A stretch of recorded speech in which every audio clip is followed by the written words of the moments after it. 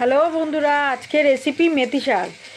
ছোটো ছোটো করে বেগুন কেটে আলু কেটে ভালো করে ভেজে নিতে হবে।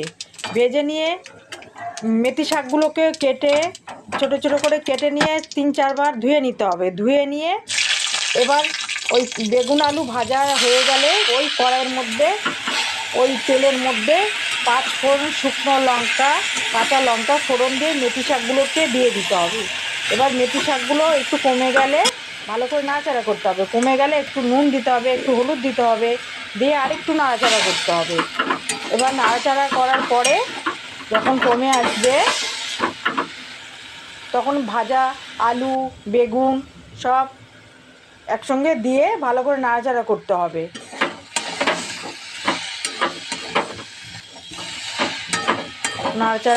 ভালো করে নাড়াচাড়া করে নিয়ে একটু কড়াইশুঁটি দিতে হবে, দিয়ে একটু ঢাকা দিয়ে রাখতে হবে বন্ধুরা।